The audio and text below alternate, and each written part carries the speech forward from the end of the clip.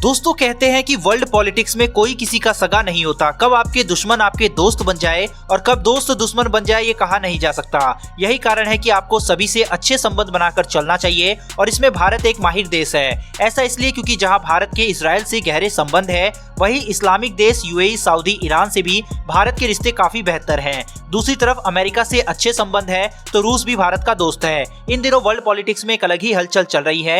एक तरफ जहां पाकिस्तान ने ओआईसी की मीटिंग 41 सालों बाद अपने देश में ऑर्गेनाइज की, वहीं भारत ने इसे पूरी तरह विफल करने के लिए सेंट्रल एशियन कंट्री के 5 फॉरेन मिनिस्टर को भारत में बुला लिया। इन्हें ओआईसी मीटिंग में शामिल होना चाहिए था, लेकिन भारत ने ओआईसी को ही एक बड़ा झटका दे दिया। इसके अलावा टर्की और भारत के बीच रिश्ते को लेकर भी इन दिनों काफी बातें हो रही हैं। दरअसल इस समय टर्की की अर्थव्यवस्था बुरे दौर से गुजर रही है और ऐसे में उसे भारत की याद आई है और भारत से अब दोस्ती की फिराक में है टर्की। अब दोस्तों इस ओटोमन एम्पायर के महान शहंशाह अर्दोगन साहब का अचानक हृदय परिवर्तन क्यों हुआ, चलिए समझते हैं। दोस्तों यूं तो भारत और टर्की के रिश्ते पहले काफी अच्छे हुआ करते थे। भारत की आजादी के बाद इन रिश्तों की नींव पड़ी थी। 15 अगस्त 1947 को भारत को आजादी मिलने के बाद तुर्की ने भारत को मान्यता दी और दोनों देशों के बीच राजनयिक संबंध स्थापित हुए। दोनों ही देश G20 समूह का हिस्सा भी हैं। जुलाई 2012 में दोनों देशों के बीच व्यापार $7.5 बिलियन का था और ये लगातार 2015 तक बढ़ता गया और अभी भी जारी है। लेकिन इन रिश्तों में खटास तब आई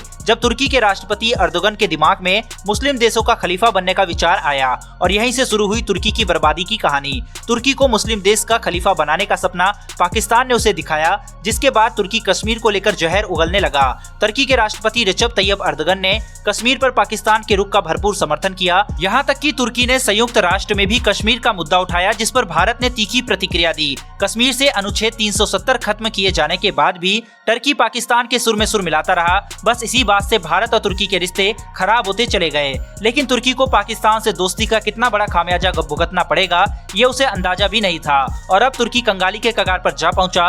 वहाँ महंगाई फिलहाल आसमान छू रही है। टर्की की मुद्रा लीरा लगातार नीचे गिरती जा रही है। पिछले एक साल में लीरा का मूल्य आधा हो चुका है और अभी भी पतन रुका नहीं है। एक्सपर्ट्स के अनुसार हालात अभी और भी बदतर होने वाले हैं। पिछले एक साल में डॉलर के मुकाबले लीरा 41% तक गिर चुका है। वहीं FATF की ग्रे लिस्ट में शामिल होने की वजह से भी टर्की में विदेशी निवेश में काफी कमी आई है। टर्की में आई इस आफत का कारण अर्दोगन की आर्थिक नीति है और जब कंगाली की तरफ टर्की जा रहा है तो ऐसे वक्त में उसे भारत की याद आई है और कुछ ऐसा करने के लिए वो तैयार हो गया है जो पाकिस्तान को एक बड़ा झटका दे देगा। जो कश्मीर के मुद्दे पर कभी पाकिस्तान के साथ खड़ा था, आज वो भारत से मदद की उम्मीद कर रहा है। दरअसल टर्की की एक कंपनी जायरॉन डायनामिक्स ने, जिसने मिनी मल्टी रोटर यूएवी बनाया है। सबसे बड़ी बात, इस कंपनी में भारत की DCM श्रीराम इंडस्ट्रीज ने 30% की हिस्सेदारी ले रखी है और ये कंपनी भारत को अब मिनी मल्टी रोटर यूएवीज का ऑफर करने की तैयारी में है। जायरॉन कंपनी के अनुसार उनका multi rotor UAV platform GCQM सफल परीक्षण के बाद निर्यात के लिए तैयार है। हालांकि कंपनी के इस ऑफर पर भारत की तरफ से अभी तक इस ड्रोन को लेकर कोई दिलचस्पी नहीं दिखाई गई है। कई वीडियोस में ये दावा किया जा रहा है कि भारत टर्की से ड्रोन खरीद रहा है, लेकिन दोस्तों अभी तक भारत की तरफ से कोई भी आधिकारिक बयान इसको लेकर नहीं आया है। जायरॉन डायनामिक्स अपने इस मल्टी रोटर यूएवी प्लेटफॉर्म को भारत में लॉन्च करने की तैयारी में है। यह यूएवी इस कंपनी का पहला ऐसा उत्पाद है जिसे भारत में पेश किया जाएगा। दरअसल इसी साल अगस्त 15वें अंतर्राष्ट्रीय रक्षा उद्योग मेले में किए गए समझौते के अनुसार भारतीय कंपनी DCM श्रीराम इंडस्ट्रीज ने $35 लाख में इस कंपनी की 30% शेयर्स खरीद लिए थे। जायरॉन कंपनी भारत के जरिए अपने बिजनेस को पूर्वी एशिया के देशों में निर्यात करने की योजना बना रहा है। हालांकि ये अभी भारत सरकार को तय करना है कि इस कंपनी के साथ डील करनी है या नहीं। फिलहाल अभी तक इस ऑफर पर कोई भी जवाब भारत की तरफ से नहीं आया है। अगर जायरॉन कंपनी द्वारा बनाए गए यूएवी की बात करें तो यह किसी भी मौसम में उड़ान भरने में सक्षम है, चाहे रेगिस्तान, सैंडस्टॉर्म, ठंड, भारी बारिश, बर्फीले तूफान में भी यह उड़ान भर सकता है।